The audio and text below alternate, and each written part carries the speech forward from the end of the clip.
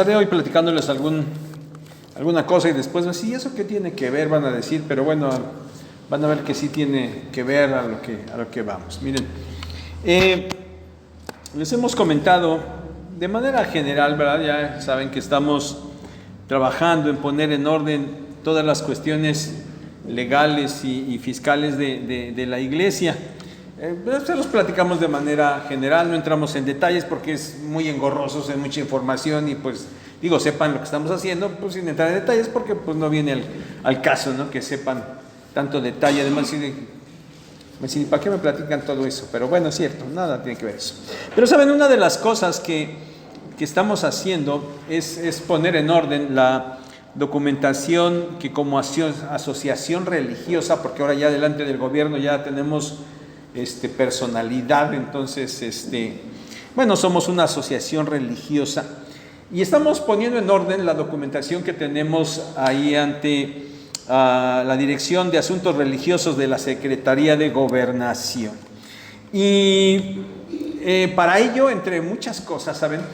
Era necesario obtener adecuación porque de algunos hermanos que estaban inscritos, ¿saben? Nos inscribimos en 1995 y en 30 años no habíamos hecho nada. La verdad es que sí, no hemos hecho nada y ahora que queremos poner orden, bueno, resulta que por ahí necesitábamos pues dar de baja a algunos hermanos que ya partieron con el Señor y a otros hermanos que ya no asisten, tienen muchos años que no asisten a la iglesia, están en otras iglesias, gracias a Dios, están en otras iglesias, inclusive fuera aquí ya de la Ciudad de México. Pero bueno, de los que ya partieron con el Señor, pues nada más había que presentar un acta de defunción y pues ya con eso, ¿verdad?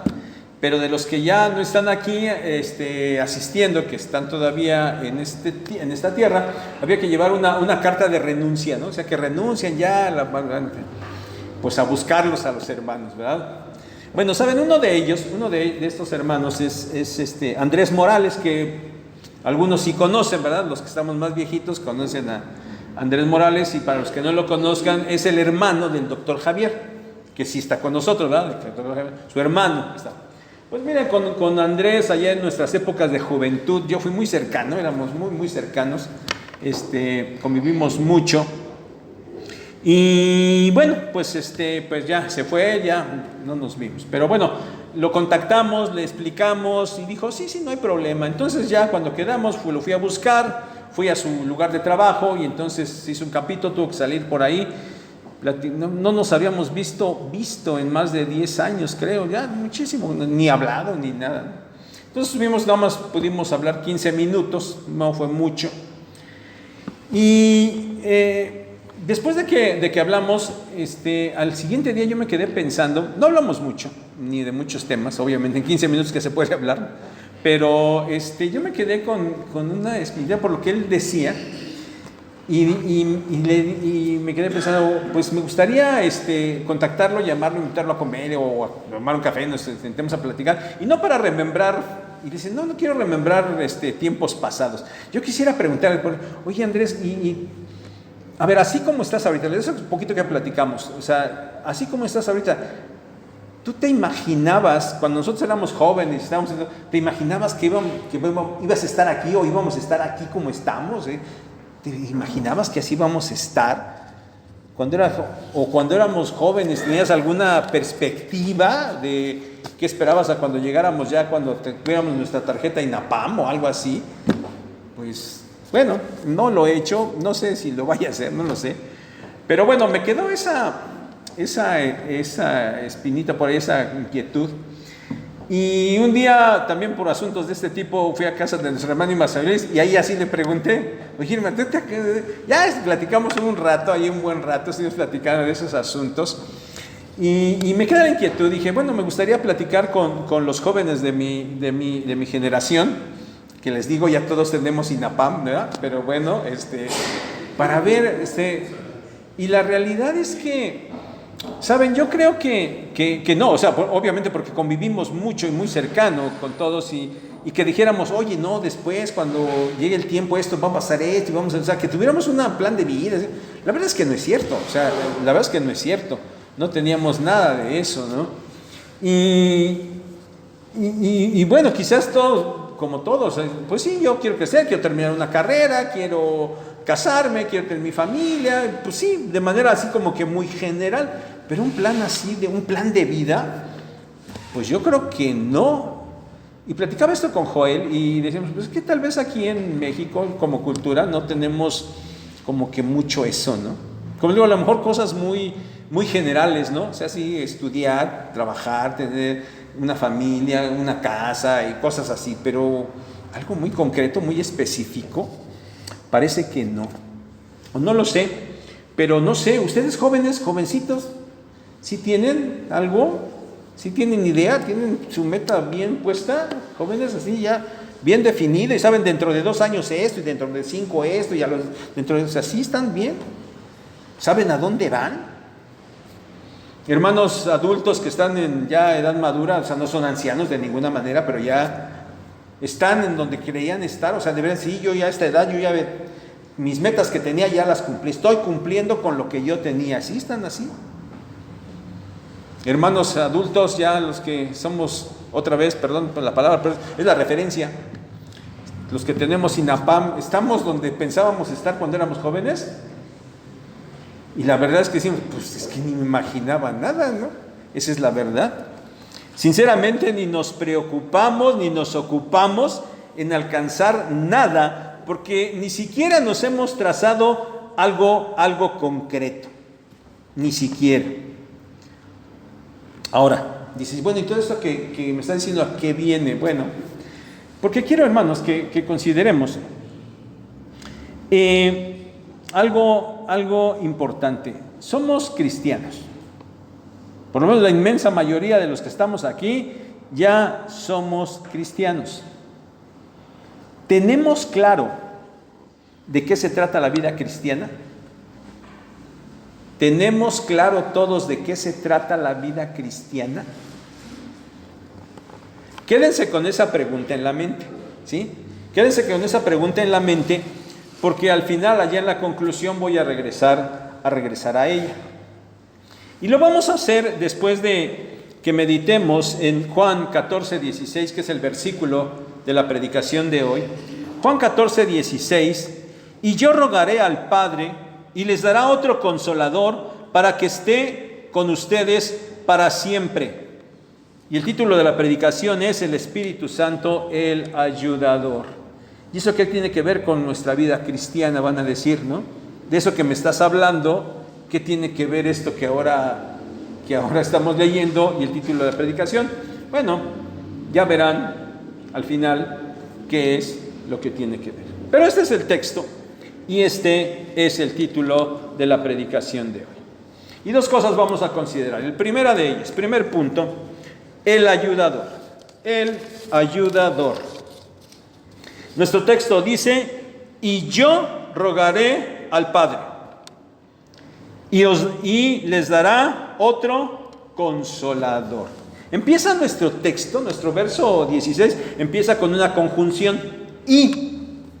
Obviamente, cuando nosotros leemos esto, tenemos que relacionarlo con el contexto inmediato anterior, ¿sí? Porque seguramente está diciendo algo y entonces algo va a pasar o algo se va a hacer. Bueno, si nos vamos al versículo 15, que es el contexto inmediato, dice allí, el Señor Jesús le está diciendo a sus discípulos, si me aman, guarden, obedezcan mis mandamientos. Si me aman, obedezcan mis mandamientos. Y yo, ustedes obedezcan, ustedes amen.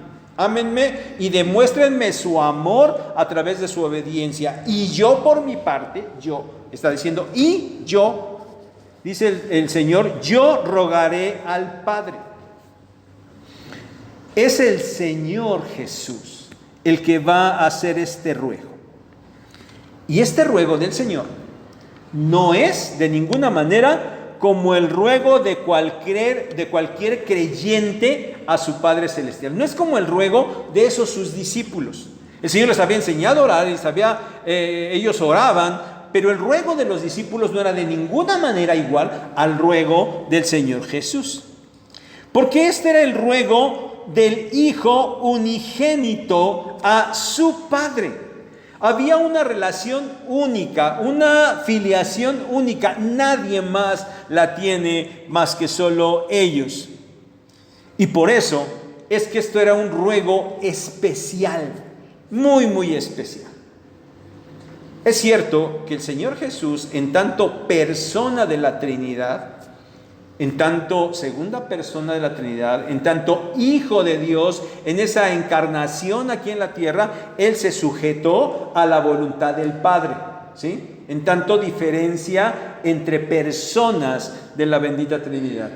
Pero sin embargo, en esa divinidad, en esa esencia, eran iguales. Eran iguales. Dice William Hendrickson, acerca de esta porción, dice: los discípulos no están en el mismo nivel con el Hijo unigénito de Dios. Ellos deben implorar. Él tiene el derecho de pedir sobre la base de igualdad. Sí, el Hijo se somete al Padre, pero en tanto Dios son iguales. Entonces ese ruego del Señor Jesús es un ruego muy, muy especial, muy, muy especial. Y por tanto es un ruego que va a ser concedido. Es una petición que sin duda va a ser concedida. Dice el Señor: y yo rogaré al Padre y les dará otro consolador. Les dará. El Señor está asegurando. Él no está diciendo: a ver, yo voy a orar a ver si el Padre tiene a bien otorgarles la petición, o otorgar mi petición. Él no está diciendo eso. Su expresión es de una seguridad total, de una plena seguridad. Por eso el Señor dice: yo rogaré al Padre y el Padre les dará. Lo está asegurando, les dará. ¿Qué les va a dar? Les dará otro consolador. Y esa palabra otro, hermanos, también es algo muy, muy especial. Los expertos nos instruyen de la importancia de esta palabra. Porque saben, miren, en el idioma griego hay dos palabras griegas que se traducen otro en nuestro idioma español. Nosotros leemos otro ahí en el Nuevo Testamento y puede ser alguna de dos diferentes palabras griegas. Una de ellas hace alusión a otro, a otra persona o a otra cosa, a algo, pero que es de una naturaleza completamente diferente, ¿sí? Es otro, pero otro que es diferente. El ejemplo que nos ponen es allá Hechos 7:18, la defensa de Esteban ante el concilio. Sí, él está defendiendo y él está narrando la historia del pueblo de Israel, ¿se acuerdan? Y él dice en un momento dado que, bueno, el pueblo de Israel salió de Canaán, fue a Egipto por causa del hambre. Dice, pero que llegó el tiempo en que llegó otro rey. Esa palabra otro rey hace alusión porque el rey que llegó, y nosotros sabemos por la historia, que era de entrada de una dinastía diferente. Ya saben que los faraones egipcios eran sus dinastías, bueno, eran de una dinastía diferente, pero además tenía una consideración muy distinta, muy opuesta, una actitud opuesta hacia el pueblo de Israel. Aquel primer faraón, el que conocía a José, los acogió, les dio tierras y todo, pero el otro, ¿qué hizo? Los esclavizó, ¿sí? O sea, había un rey, un faraón, y llegó otro faraón, pero ese otro era completamente distinto, ¿vale? Esa es una de las maneras, de las palabras que se utilizan para otro en el idioma griego. Pero la otra palabra, que es la que aquí aparece, la que aquí utiliza Juan, se refiere a otro, a algo, a alguien, pero que en este caso es de la misma clase, que son iguales. ¿Sí está claro? Hay otro que es diferente, pero puede hablarse de otro, pero otro que es igual. Esa es la palabra que aparece aquí. Entonces, el Señor está pidiendo que haya otro consolador, otro que sea igual a Él. Otro que sea igual a Él, es decir, de su misma clase. Porque está diciendo que les dé otro consolador, ya dijimos otro que sea igual ¿a quién? Al Señor Jesús, que es el que está haciendo la petición. Otro que sea de su misma naturaleza. Es decir, así como el Señor Jesús estuvo con sus discípulos y el Señor Jesús es una persona que vino a hacer una obra de Dios, bueno, tendría que venir otro que fuera igual que él, una persona divina que pensara como Él, que actuara como Él, que siguiera la misma labor que Él. Pues bien, este es el otro igual, otro consolador. Bueno, ya saben que yo en lo personal no soy afecto a expresar verbalmente las palabras griegas que aparecen en el texto, ¿verdad? Pero pues hoy no tengo más remedio que hacerlo. Me es necesario el día de hoy, ¿sí? Y es necesario porque aquí la palabra consolador que leemos ahí es la traducción de la palabra paracletos. ¿Por qué es importante? ¿Por qué debo mencionárselos? Bueno, porque aunque la mayoría de nuestras Biblias en español traducen paracletos como consolador, de acuerdo a la inmensa mayoría de los expertos comentaristas y del idioma griego, bueno, consolador resulta que no es la mejor manera de traducir la palabra paracletos. Porque aunque ciertamente sí tiene algo de ese sentir, no es la palabra que logre abarcar todo su sentido o la mayor fuerza de ese sentido. Miren, literalmente, paracletos significa alguien que es llamado al lado para ayudar. Eso es un paracletos. Alguien que es llamado al lado para ayudar. Y por eso, tan solo por eso, quizás ayudador sería una mejor manera de expresar lo que signifique paracletos, un ayudador. Aunque otra vez, obviamente los expertos nos dicen que tampoco agota todo el sentido de la palabra. Pero nos ayudaría mucho entenderlo por ahí. ¿Saben? Esta palabra, este paracletos, también tiene la connotación, como ya se expresa en la mayoría de las Biblias, de consolador, pero además exhortador, intercesor, alentador y, ¿saben?, abogado defensor. También significa, el paracletos hace referencia a un abogado defensor. Este es el sentido común en el idioma griego, en la cultura griega de aquel tiempo. Un paracletos era un abogado defensor, uno que venía a aconsejar a aquel que estaba siendo acusado, para decir que, bueno, los abogados nos podrían dar todo un buen discurso acerca de qué hacen los abogados defensores, ¿verdad? Pero así es. De hecho, ¿saben? Nuestras Biblias Reina Valera 60, primera de Juan, capítulo 2, verso 1, hablando del Señor Jesús, dicen que Él es el abogado. ¿Se acuerdan? Estas cosas les escribo para que no pequen. Pero si cometen pecado, ¿qué? Abogado tenemos para con el Padre, a Jesucristo el justo. Esa palabra abogado es paracletos. ¿Sí? Es paracletos. Alguien que viene a ayudar en el sentido de que viene a abogar. Y bueno, volvamos al asunto del término de consolador, ¿no? De consolador. Y les decía que no sería muy bueno que nos quedáramos con esa idea del consolador, menos en nuestro tiempo y en nuestra cultura actual, porque apuntaría en un sentido poco adecuado. ¿Qué viene a nuestra mente cuando escuchamos que alguien es un consolador? Pues alguien que viene y que te apapacha y que te abraza, no te preocupes, todo va a estar bien. Eso pensamos, ¿no? Porque ese es el sentido de consolador.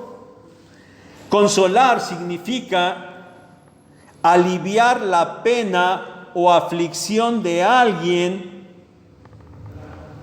Eso es lo que significa consolar y eso es lo que tenemos en la mente.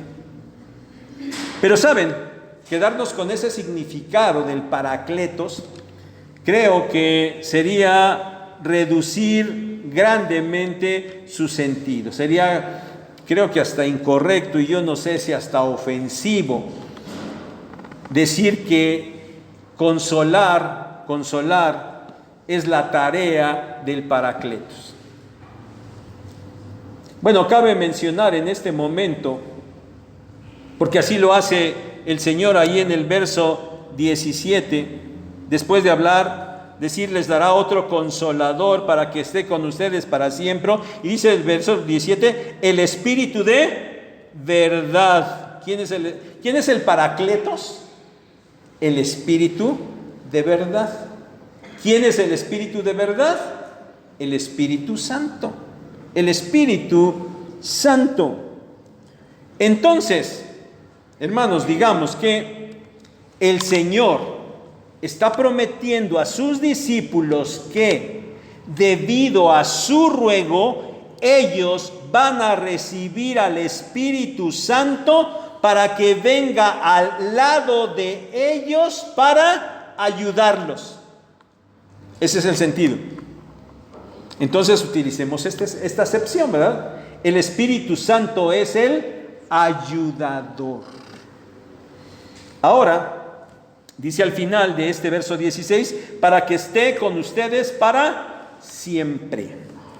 Y esto era importante porque sabemos, ¿verdad?, que allá en el Antiguo Testamento, el ministerio, la obra del Espíritu Santo en los justos, en los creyentes, su habitación no era permanente. El Espíritu Santo venía sobre los hombres que eran encomendados a realizar una tarea por Dios y eran fortalecidos, dirigidos, empoderados para hacer esta tarea, y después de que eso pasaba, el Espíritu Santo se retiraba de ellos, no permanecía en los creyentes, en los hombres justos.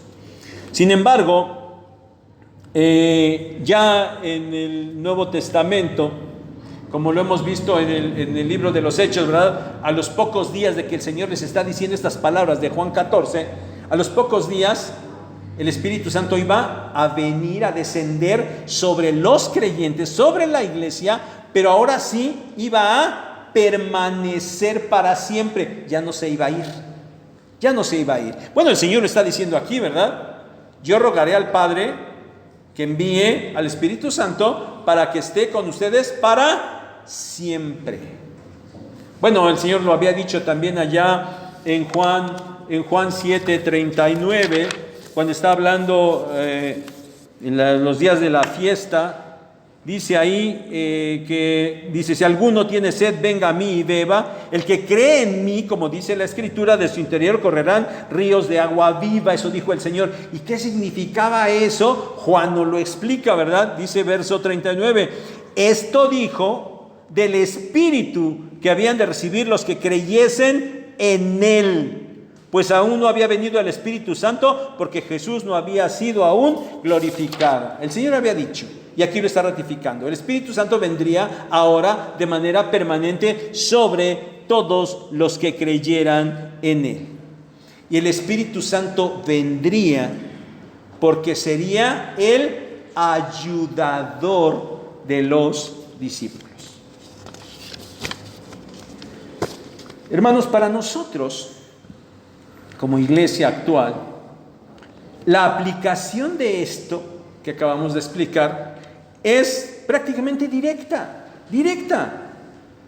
No hay necesidad de considerar cuestiones culturales, históricas, de tiempo. No es lo mismo, es la misma. Prácticamente es la aplicación directa para nosotros.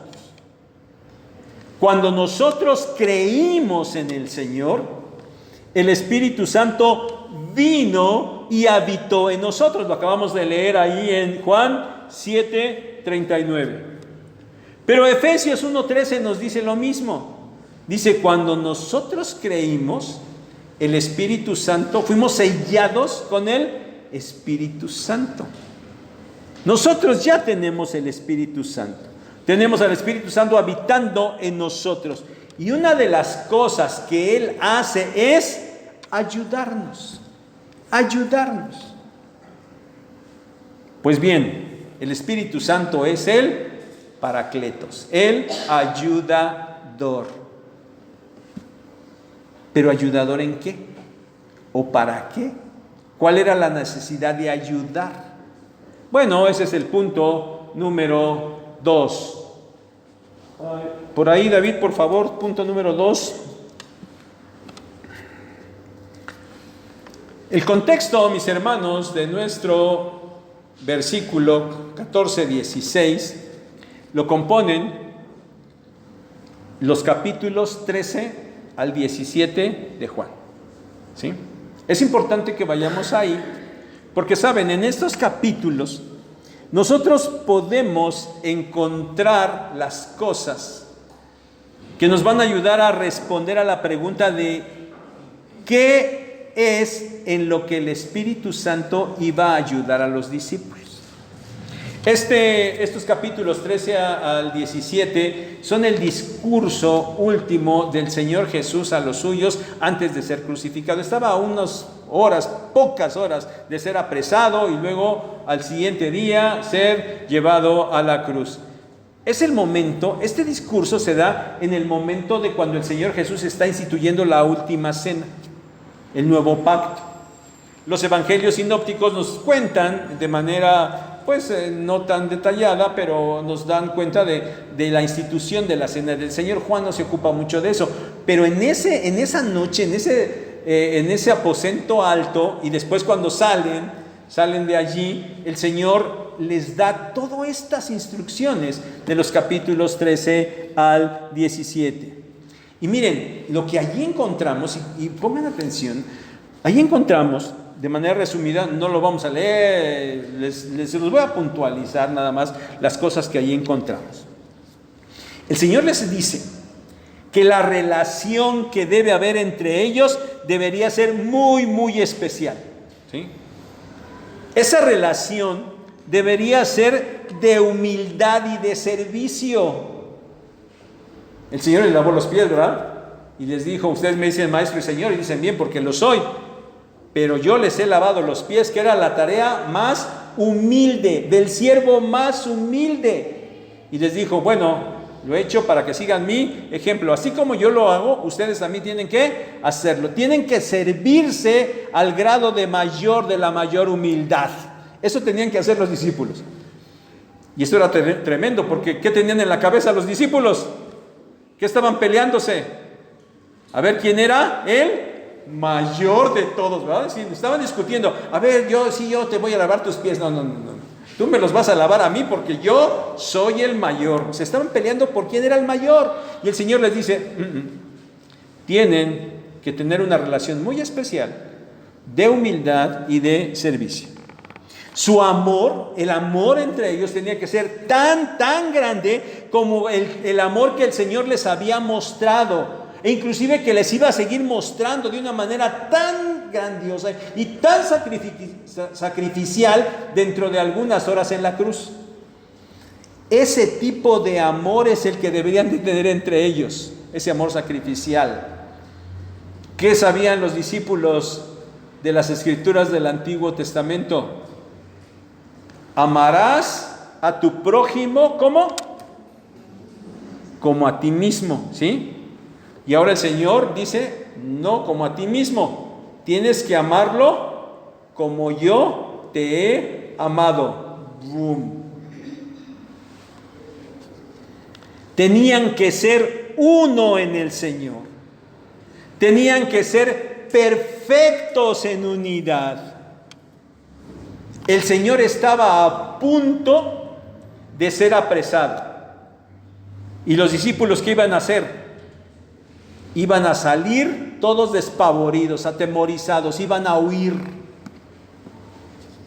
Después de esos acontecimientos, finalmente el Señor los dejaría para regresar al cielo, al lado del Padre Celestial. Y el Señor se los está diciendo en estos capítulos: yo me voy, pero les conviene que me vaya. El Señor ya se iba a ir. Y el Señor se iba a ir, pero ellos, los discípulos, se iban a quedar aquí en la tierra todavía. Se quedarían porque el Señor los estaba enviando al mundo. ¿Para qué? Para continuar la obra de la predicación del Evangelio, de las buenas nuevas de salvación. Los estaba enviando al mundo, por eso los dejó allí. Y entonces ellos tenían que predicar el Evangelio, y entonces esa obra que el Señor Jesús había hecho, ahora ellos la iban a hacer aún en mayor medida. Por eso el Señor también les está advirtiendo que los discípulos serían aborrecidos, perseguidos e incluso padecerían la muerte. Pero aún así, ellos tenían que ser obedientes. Lo vimos en el verso anterior, ¿verdad? Tenían que ser obedientes a sus mandamientos, porque de esa manera, obedeciendo a sus mandatos, permaneciendo en su amor, es que ellos podían a su vez permanecer en Él, en el Señor Jesús. Y solamente así ellos podrían, en esa obra que iban a hacer, dar fruto, y fruto abundante. Tenían que dar mucho fruto. Y a pesar de todo eso, de todas esas dificultades a las que se iban a enfrentar, de todo ese arduo trabajo que tenían que realizar, les dice: pero de todas maneras ustedes tienen que tener paz. Sí, les va a ir, no les va a ir bien, humanamente hablando, pero de todas maneras ustedes tienen que tener paz. Hasta ese momento el Señor Jesús, que físicamente estaba con ellos, es el que se había encargado de protegerlos. Él les había enseñado, Él les había protegido. Ni siquiera los líderes religiosos les habían hecho nada a ellos. ¿Por qué? Porque el Señor siempre los había protegido, pero ahora Él se iba a ir. Y necesitaban que alguien ahora los protegiera. Cuando el Señor se fuera, les dijo: ustedes tienen que recordar todo lo que yo les he enseñado, todo lo que les he mandado. Lo tienen que recordar todo. Pero ¿saben? Van a tener que seguir aprendiendo más cosas. Les dijo: hay cosas que en este momento yo no les digo todavía porque no están listos, no están preparados. Entonces los discípulos no solamente tenían que recordar lo que ya el Señor les había dicho durante esos años, sino que además tenían que recibir nueva enseñanza, y una enseñanza más fuerte y más profunda que en ese momento no podían recibir. ¿Notan, hermanos? ¿Notan todo lo que los discípulos tenían que hacer? ¿Notan todo lo que los discípulos tenían que enfrentar? Todo esto es lo que encontramos ahí en los capítulos 13 al 17. Son las cosas que ellos deberían hacer y las cosas que ellos tenían que enfrentar. Cosas inmediatas, ¿sí?, que ellos estaban a unas horas de que pasaran. Pero también había cosas a mediano, a corto y a largo plazo. Cosas realmente muy, muy difíciles de lograr. Cosas con un carácter totalmente espiritual, que tenían que ver con su relación con el Señor Jesús, con la obra que el Señor Jesús estaba haciendo, que ahora ellos tenían que continuar. Cosas que tenían que ver con el trato entre ellos mismos, y cosas a las que se iban a enfrentar contra un mundo que les iba a ser hostil. Ese es el panorama. El Señor no les dijo que les iba a ir muy bien y muy bonito y que todo iba a estar muy, muy de color de rosa. No, el Señor les dijo claramente a lo que ellos se iban a enfrentar. Y por eso es que los discípulos necesitaban ser ayudados. Porque todo eso que tenían que enfrentar no lo iban a poder hacer solos. Necesitaban a alguien de la misma clase que el Señor Jesús, mientras estuvo con ellos, hacía. Necesitaban a alguien de la misma clase para que hiciera lo mismo, para que acudiera en su ayuda. Y ese alguien, ese ayudador era el Espíritu Santo. Y otra vez, ¿saben, mis hermanos? La aplicación para nosotros el día de hoy es totalmente directa. No hay problema con que entendamos esto y la apliquemos directamente y de la misma manera para nosotros el día de hoy.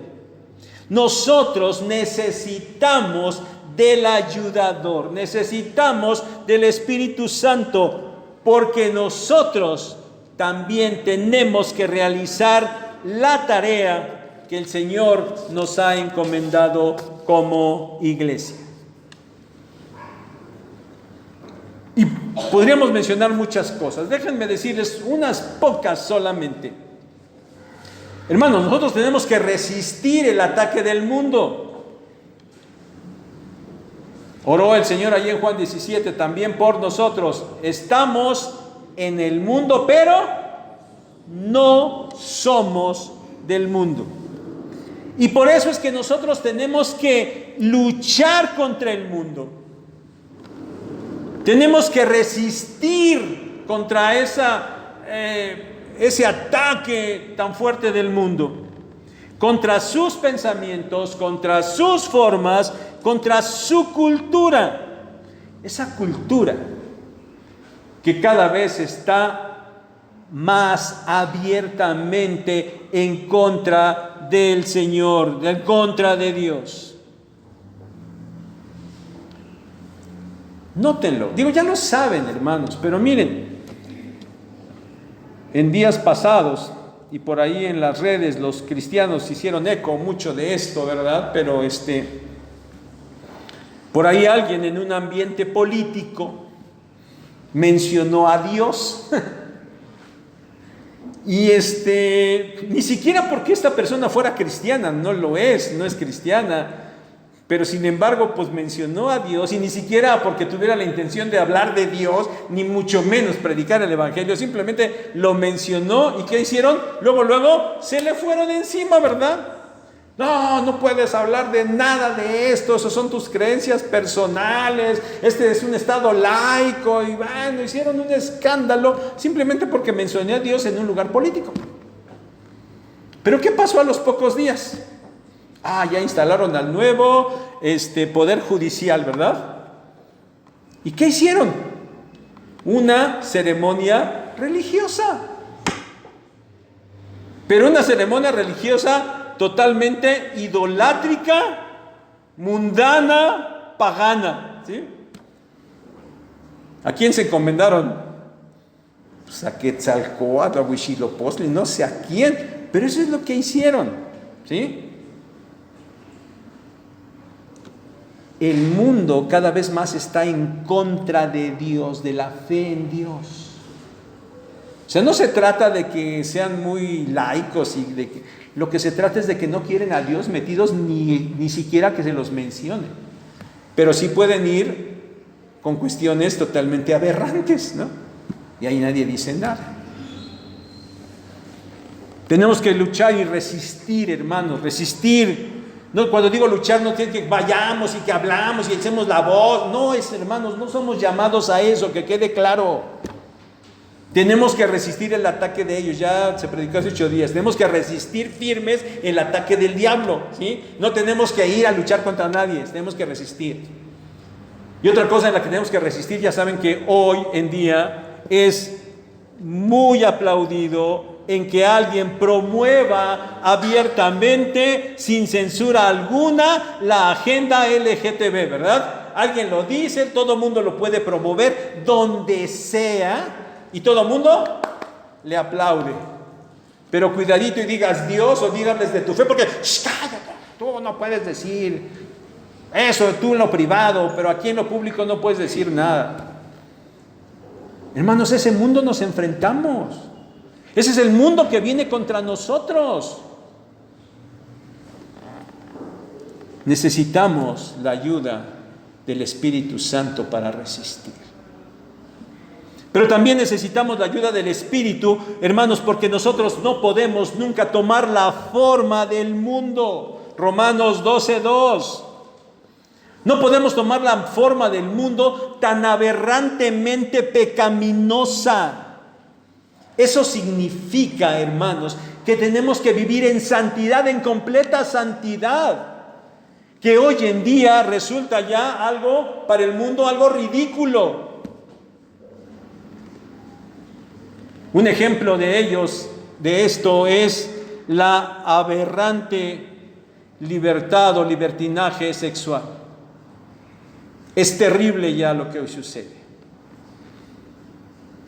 Y los cristianos no debemos nunca asumir la forma del mundo, y sobre todo más, todo mundo, porque esto afecta mucho. Esta cuestión de la inmoralidad sexual es tremenda.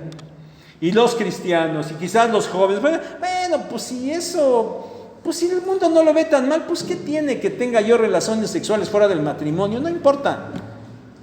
Al fin ya hasta me dieron mi librito en la escuela, ¿verdad? Que dice cómo me puedo proteger y ya, pues no importa, ¿no? No. Nosotros tenemos que vivir en santidad. Tenemos que resistir todo ese ataque del mundo. Y hermanos, debemos evangelizar a pesar de todo eso. Tenemos que evangelizar. Tenemos que proclamar el mensaje de las buenas nuevas de salvación, porque eso es lo que vino a predicar el Señor Jesús. Y eso le encargó a sus discípulos, y eso le encargó a la iglesia. Es lo mismo, no hay cambio, no ha habido cambio. Y para todo eso, entre muchísimas más cosas, para eso, hermanos, que es muy difícil, por eso es que nosotros necesitamos la ayuda del Espíritu Santo. El Espíritu Santo nos ayuda, necesitamos obedecer los mandatos del Señor. El Espíritu Santo nos ayuda a esa obediencia. Juan 14:15. El Espíritu Santo nos ayuda a recordar todo lo que el Señor ha dicho. Juan 14:26. ¿Por qué necesitamos eso? Porque día con día nos estamos enfrentando a situaciones en las que necesitamos decidir correctamente. ¿Quién nos va a enseñar? ¿Quién nos va a recordar lo que el Señor manda? El Espíritu Santo. Tenemos que obedecer eso, porque tenemos que permanecer aferrados fuertemente al Señor, porque necesitamos producir fruto, y no vamos a producir frutos separados del Señor. Y para permanecer en esa obediencia y en el Señor, necesitamos la ayuda del Espíritu Santo. Necesitamos ser guiados a toda verdad. Y ayer en la conferencia se nos habló de esto, ¿verdad? Toda la mentira que el mundo quiere disfrazar. Y nosotros necesitamos permanecer en la verdad, en la verdad. ¿Cómo vamos a ser guiados en la verdad? ¿Quién nos guía a la verdad? El Espíritu Santo. Cuando oramos, ¿quién nos ayuda en nuestra debilidad para orar como conviene? El Espíritu Santo. Romanos 8:26 y 27. El Espíritu Santo en nosotros es la manera en la que el Señor Jesús cumple su promesa de que estará con nosotros todos los días. Y como ya dijimos, necesitamos de su ayuda para cumplir con el mandato de predicar el Evangelio, con ese mandato de ser testigos de Él. Hechos 1:8 y Hechos 4:24 al 31. ¿Quién nos va a ayudar a eso? El Espíritu Santo. Concluyamos. Les dije en la introducción que guardaran en su mente la pregunta: ¿tenemos claro de qué se trata la vida cristiana? ¿Tenemos claro de qué se trata la vida cristiana?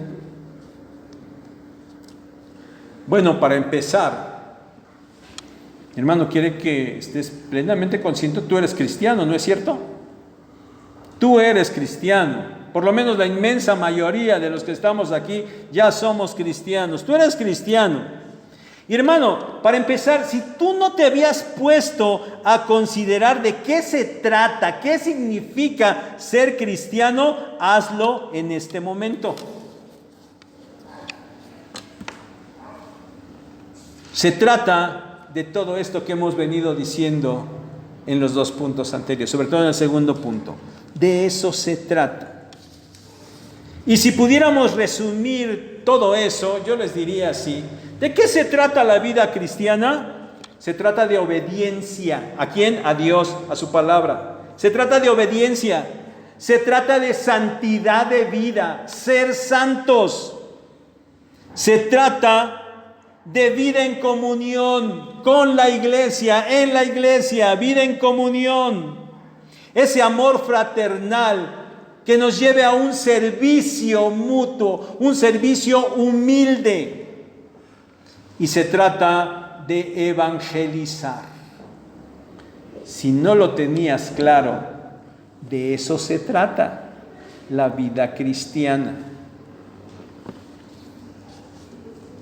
Ser cristiano no se trata de tener al Señor para seguir viviendo tu vida normal, para que la vivas bien. Lo hemos dicho muchas veces. La vida de un cristiano no es una vida en secciones, en partes, donde tienes tu vida escolar, laboral, familiar, de diversión, no. Y aparte tienes por ahí un cuadrito que es tu vida espiritual. No, la vida del cristiano es una vida espiritual, y esa parte espiritual lo tiene que abarcar absolutamente todo, todo. No puedes pretender ser cristiano e ir por la vida sin rumbo, a ver qué pasa. O por un rumbo que solo apunte a logros materiales y terrenales. Un cristiano no puede hacer eso. Un cristiano no puede ir sin ese sentido que hemos dicho, de obediencia y santidad y vida en comunión y evangelización y servicio. Porque si un cristiano va sin enfocarse en eso, es tan sin sentido como jugar al tiro al blanco, sin tener un blanco definido. Es decir, voy a jugar al tiro al blanco, pero pues a ver, aquí, bueno, y aviento un dardo, un dardito, y a donde caiga, ahí agarro y le pinto los circulitos, ¿no? O sea, juego al tiro al blanco, pero sin blanco. A donde caiga está bien. Eso es algo sin sentido. Un cristiano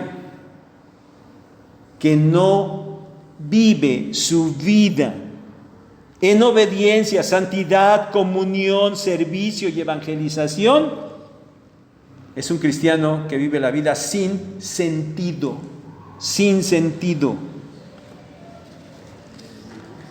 Ahora, mi hermano, si no vas a hacer nada de esto, si no vas a ser obediente al Señor, si no vas a vivir en santidad, si no vas a vivir en comunión con la iglesia, si no vas a servir a los hermanos, si no vas a evangelizar, si no vas a hacer nada de eso, pues entonces sí, no necesitas de un ayudador. ¿Para qué? No lo necesitas. Pero entonces yo llamo tu atención, porque si no tienes esto en la mira, cuidado, es muy probable que no seas cristiano. Cuidado. Estarías cerrando el camino. Estarías yendo hacia otro lado. Y eso no es de cristianos. Por eso es importante. Por eso es importante saber y responder esa pregunta. ¿Entiendes de qué se trata la vida cristiana? De esto. Y cuando tú entiendes que de eso se trata la vida cristiana, bueno, entonces entenderás que eso va a ser bien difícil para que lo logres. Y por eso es que necesitas del ayudador. Necesitas del Espíritu Santo. No hay otra manera. Hermano, si tú no habías entendido esto, qué bueno que hoy estás aquí, porque hoy ya lo entendiste. Y hoy tienes ya el panorama muy claro, porque creo que ha sido claro. Porque además es algo sencillo de entender, ¿no es cierto? No hay que ser muy sabios ni tener el pensamiento profundo para poder entender esto. Es sencillo de entenderlo, pero definitivamente es muy difícil de cumplir. Pero no hay opción. Tenemos que hacerlo, porque si no es una vida cristiana sin sentido. Y otra vez, por eso, mi hermano, es que tú necesitas del ayudador, del Espíritu Santo. Hermanos, ¿ha quedado claro el mensaje de hoy? Bueno, si ha quedado claro, entonces, abunda en la palabra. Abunda en la palabra. No solamente la leas, entiéndela y obedécela. Abunda en la palabra, porque así andarás en el Espíritu, así te llenarás del Espíritu, y entonces, de esa manera, podrás salir victorioso en la tarea que tienes que realizar y que el Señor nos ha encomendado. Que el Señor nos bendiga y nos permita, en lo personal y como iglesia, fortalecernos en el Espíritu, para caminar correctamente, para producir fruto y fruto en abundancia. Que Él nos bendiga.